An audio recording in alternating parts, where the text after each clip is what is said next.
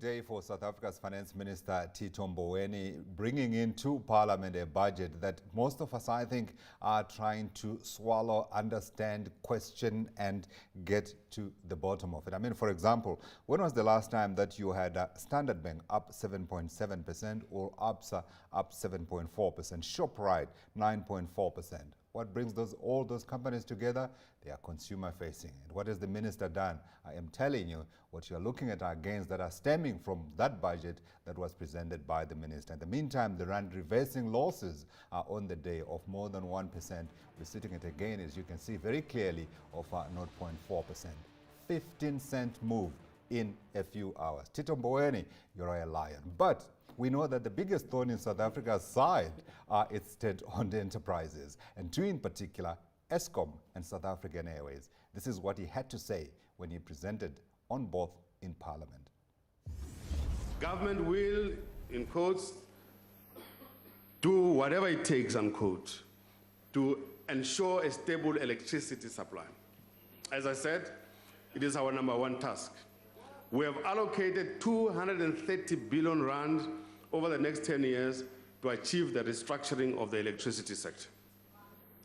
The current electricity shortfall will ease as Eskom completes critical maintenance work that they're doing.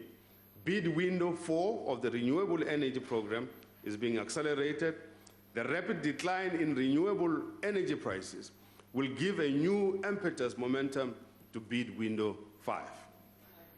Determinations to implement the integrated resource plan of 2019 are finished and await the concurrence of the National Energy Regulator. It will shortly be possible for municipalities in financially good standing positions to purchase electricity from independent power producers.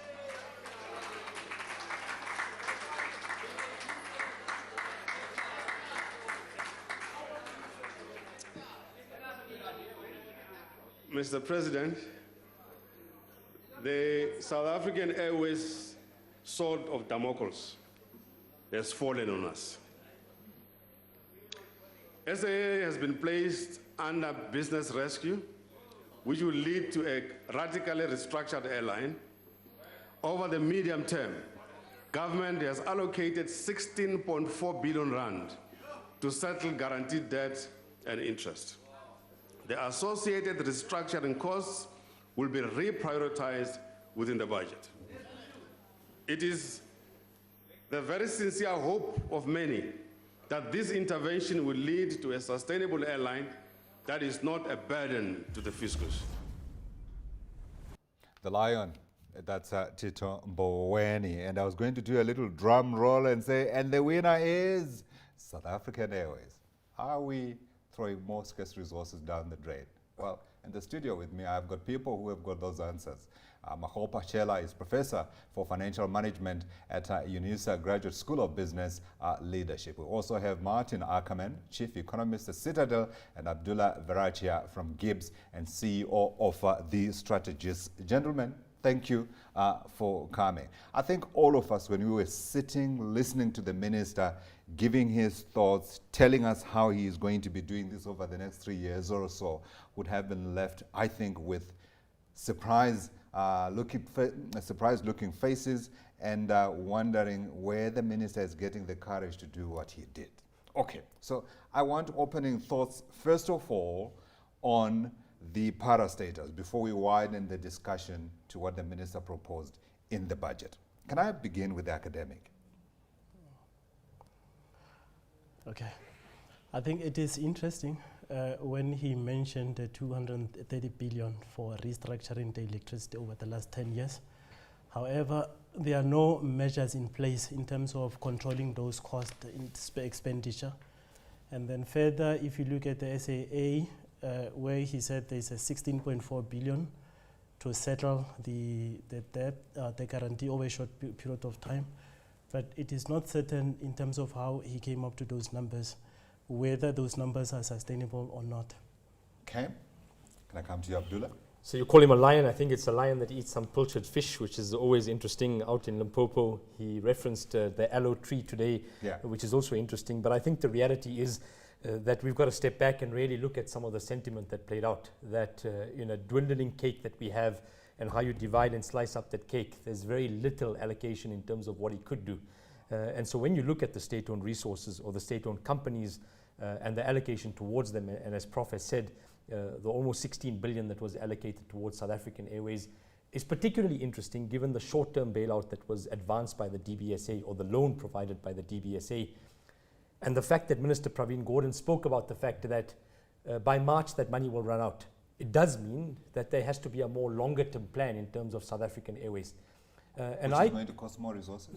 Well, I think there are two parts, right? I think I work in the strategy space, and one of the things that we see is, yes, we've got to feed some of the short-term liquidity, but the reality is we have to have a more sustainable plan in terms of how South African Airways competes in a globally competitive airline industry. And it's particularly tough. It's tough because in the last 6 to 8 weeks, South African Airways has turned down and has changed a number of routes that they've had. They've cancelled significant routes. And that does mean that consumers who have choice will make different choices in terms of whether they fly South African Airways. So yes, we can take some of the short-term liquidity pain, but there has to be a specific plan in terms of what's the longer-term outlook for South African Airways. If I am to shorten what you have said, you suggest to me that this is not the end of this story. Hold on with the thought. Maarten? Yeah, I think, a lot of the saving that he spoke about today through cutting expenditure, 60 billion of that will also go to Eskom and SAA, which compared to previous budgets is much less. But you want to get to a point where the SOEs can stand on their own feet, and that's part of the longer term plan. You don't want to just fill the gaps on an annual basis.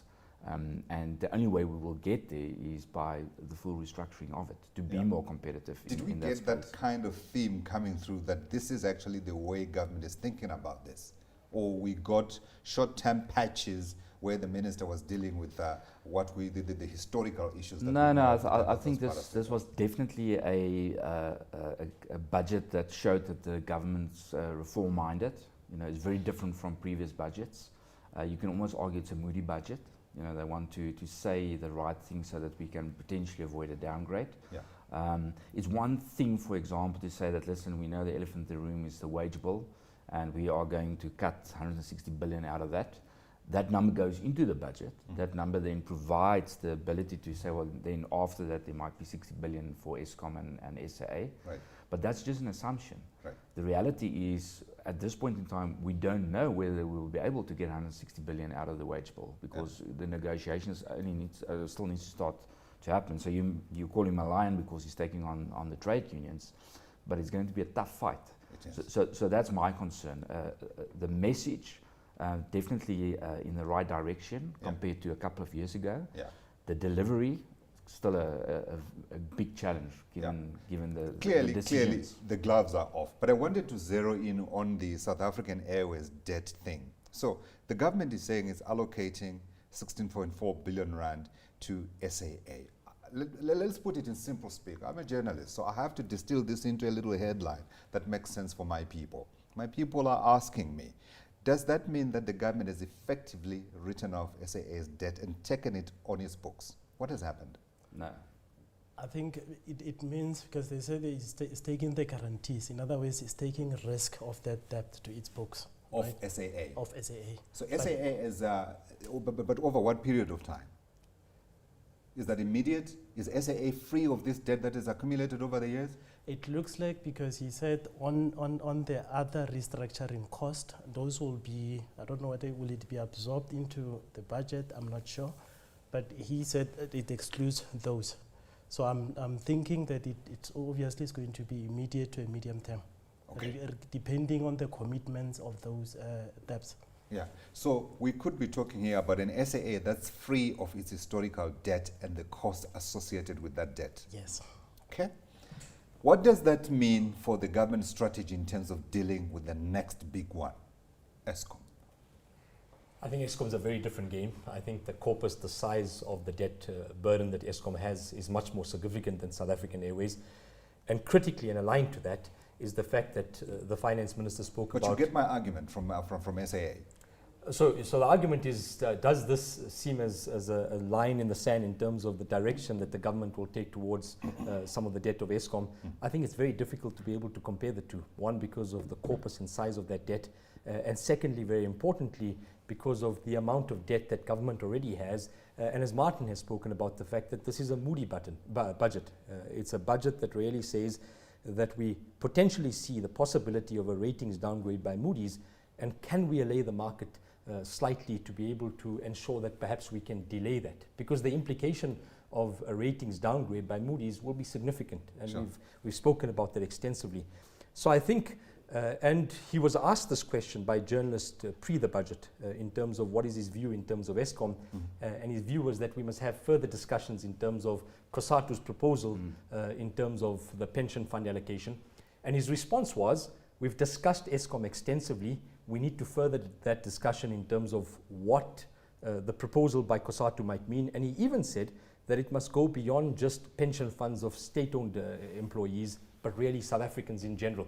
And so I think it's kicking the ball down the road to be able to say, can we find mechanisms and ways, formally NEDLAC, but also outside of NEDLAC, to perhaps start to think about the possibility of a very large debt burden that Eskom has. I want your thoughts on that as well, but I also wanted clarity on my initial question on what this means for SAA. Does it mean that we're potentially looking here at the success of the business rescue effort for SAA, given it's been freed of this millstone that we know the debt burden has been on its books? Does it? Just rephrase. I am trying to understand if it means that SAA is free of this debt burden, and therefore, I mean, if we take away the debt, should the restructuring of SAA should be a success? But there are immediate costs that needs to be taken into consideration. Which have not been factored into here? Yes. Okay, So all right. yeah. Okay, let's park that. Maarten, So maybe that 60 billion is a liquidity injection to help with the restructuring. So in terms of also making good some of the debt. But SAA will need to go and get, let's say they write down all the debt. Currently SAA is just not a profitable business. Yeah. So that's why we're reading about 9 planes for sale and electricity units for sale on the ground, and cutting back the routes and looking at the most profitable routes. So right. Even if you remove the debt side of the equation, they will need to restructure to be cash flow positive. Okay. And that's come, part of guys, the... don't use these words, Maarten. What is To make restructure money. mean? Is it cutting stuff? Is it cutting more routes? What is this restructure that's so required? the whole business rescue to say, well, where are we bleeding? Where are we losing money? Debt is one of those to say, well, for years we actually borrowed too much and now we're paying the interest and it's unsustainable. Okay. But is a non-profitable route?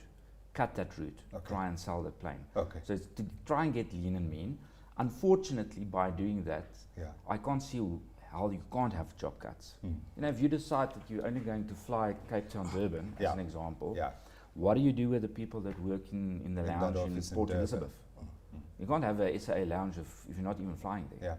So that's a reality. It's going to be interesting. And also, it's so interesting. on this, right, I think which is important is that, yes, the restructuring has really got to do about this concept of lean and mean, but you've got to make sure that it doesn't happen at the expense that you become so anemic as an airline that you're not attractive to consumers, that you're not a value proposition, that you can't compete in the market, that you don't provide the type of customer-centric type of service that is critical in the airline industry, that your price considerations are not fair. So it has to be seen more broadly. And there's already questions about the government's ability to manage the business rescue, because it's interfering with business rescue when it's supposed to be watching this thing unfolding at arm's length. Question marks. But the thing is, the reason for interference is precisely for labor, because labor. For labor. Because there's a fear. Rightly or wrongly? Correctly, because there's a fear that there might be job losses. And then job losses leads to instability. But that's part of business rescue, right?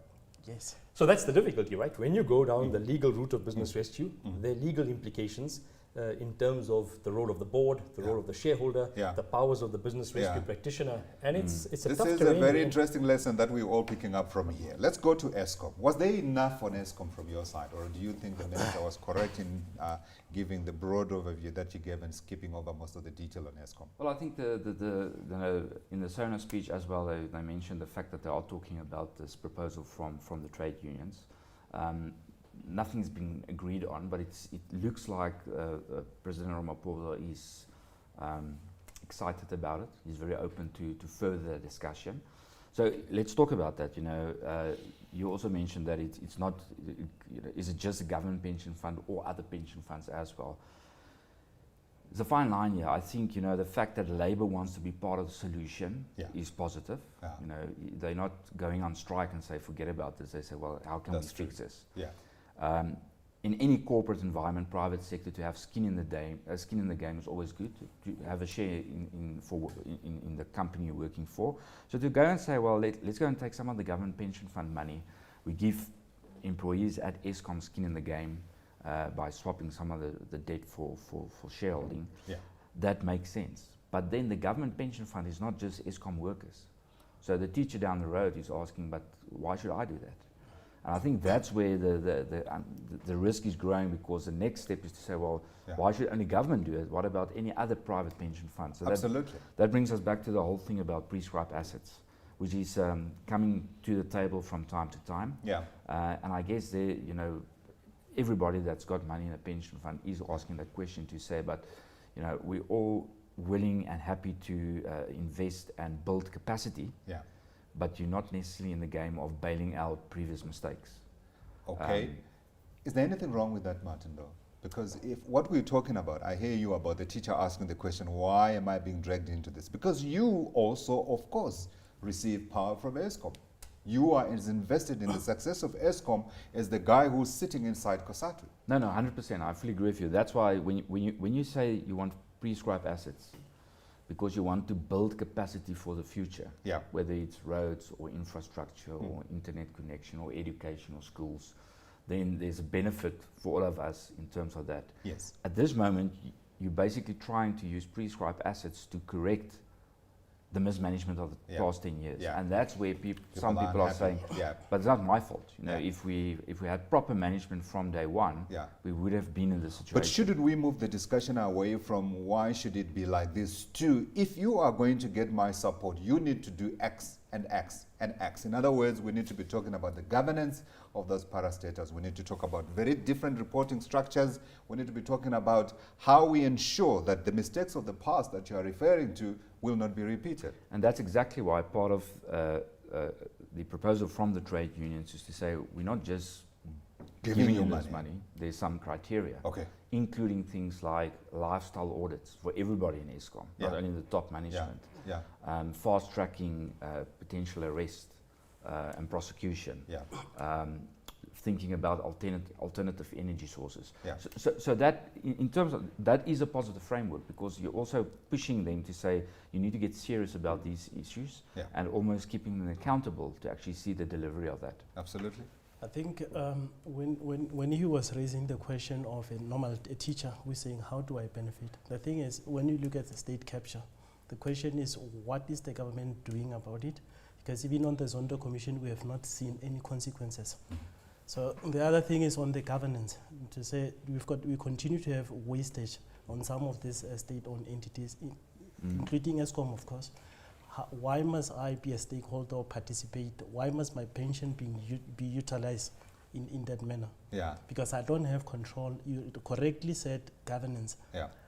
Are they represented? Are they represented on the board in terms of the teachers, those people? Do they have the say on how their money is going to be used? Those are the questions. Was there anything missing for you in terms of what the minister said to Parliament today on Eskom? Perhaps something that you'd have wanted to hear that would be part of the solution to the Eskom problem? I think what was missing, which he was very careful. Remember, it was last year they were talking about separation into three business units. Three units. Transmission being generation and distribution. But the transmission was to be completed in March this year. Next month. This month. Right. Well, in a couple of days. But end of March. End of March. Okay. The budget is very silent in terms of the cost allocated to that process. Whether that process is still continuing or not. We don't know. We don't know. Okay. You want to come in? Because my next question is, how complicated are those negotiations going to be, given the opening salvo that we saw today, Tito Mboweni aiming at the unions? 160 billion rand in cuts on wage costs in the next 3 years. So I think it's particularly complex. I think he's drawn a line in the sand in terms of a bloated civil service, and very importantly, the cost of that wage bill and the bear of that wage bill in terms of the overall budget. So one, this ability to say that we can potentially bring about savings of 160 billion. It's a great statement, but the devil's in the detail. Can you bring the unions to the negotiating table? Can you engage with people in the civil service? Can you find some trade-offs? Can you really speak about this, as you've rightly said, psychological contracting between employees, between South Africans broadly, and the immediate term requirements to be able to address some of the liquidity challenges that we have? In the absence of that psychological contracting, it becomes almost impossible to be able to get all of the parties around a negotiating table. So that's the one. I think the second is that we've got a splintered labor environment at the moment with a number of different trade unions. So it's no longer a discussion only in the tripartite alliance or discussion in the NEC of the ANC. It's a broad discussion. And I think South Africans are grappling with this challenge that we talk too much. And when can we be able to take the tough decisions that are necessary for us to be able to take both in the public and private sector, to find ways in which we can collaborate more closely, to find ways where we can all put skin in the game. And I think the hard question around this is who has the convening capability. I was actually going to ask you that question myself. Because I was listening to you and I'm thinking, great idea. It's like that story of the cat and the mice, right? You know, somebody thinks up a great idea. How do we catch the cat? Well, we put a bell around his neck. But the question is, who's going to bell the cat? Who is going to be this convener that's comfortable for him, comfortable for you, for me, for you, and them? So I think the first challenge that both the President and the Finance Minister has is the ability to be able to convene within the ANC. What is the ANC's position in terms of some of these factors? I foresee the possibility that people within the ANC will disagree with what the Finance Minister has put forward today. And if that's the case, then the ANC needs to find a consolidated view in terms of how does it see the medium to long-term trajectory of the country, and then to be able to bring all of these different parties together, which is really hard to do in an environment that's very fractious at the moment. So we are talking about Eskom, we're talking about South African Airways, but we know how many others are out there? Many more. There was no Did you hear any declaration of the kind of strategy that we're likely to see from the government going forward on parastatals? For the ANC, of course, privatization is still anathema. What in this whole framework, you know, the fact that then they still talk about a state bank, which is another SOE.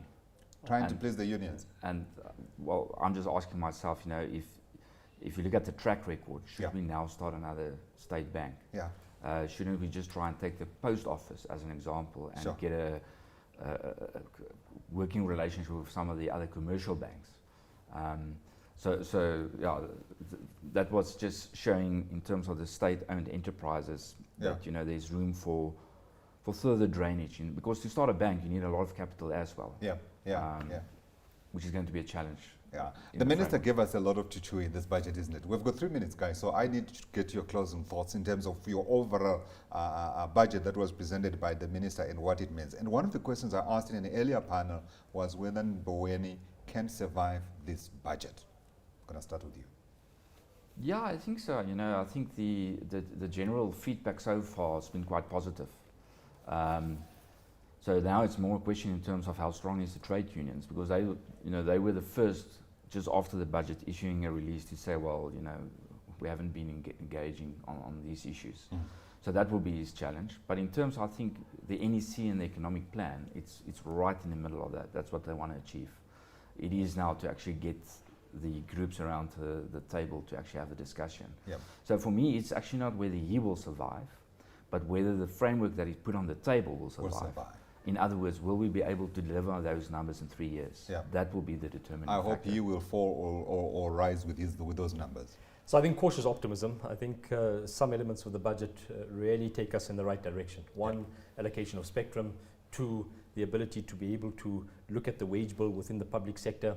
3, reallocation of some of the budget allocation that otherwise would go to different parts of government, not taking away from health and education, but perhaps some environments where we can actually curtail some of the spending and put it towards some of the debt burden we have. And lastly, perhaps most importantly, the fact that he provided despite all of the sentiment beforehand, a possibility of a VAT increase, the possibility of a tax increase, a measured budget that says it's important that consumers and taxpayers have a little bit more money in the pocket.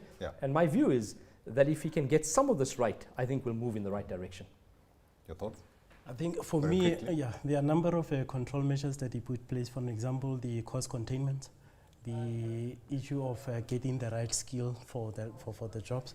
If he can get those right, I think he will survive. Absolutely. I think we're going to call Tito Mboweni many names: a magician, a lion, the man with the sword, or perhaps the man with an axe. Whatever we're going to call him, it's going to be a testing time for him for the next year or so. I want to thank my guest, Makgopa Chela, Professor, Financial Management at the UNISA Graduate School of Business Leadership, Abdullah Verachia from Gibbs, and Maarten Ackerman, Chief Economist at Citadel. Gentlemen, thank you very much indeed for our chance to chat on the state-owned enterprises and the minister's budget today. We're going to take a break. On the other side, we are going to continue covering this story and asking the question, has he done it? Or will March 27 see us cut to junk and real junk this time? Thank you for watching.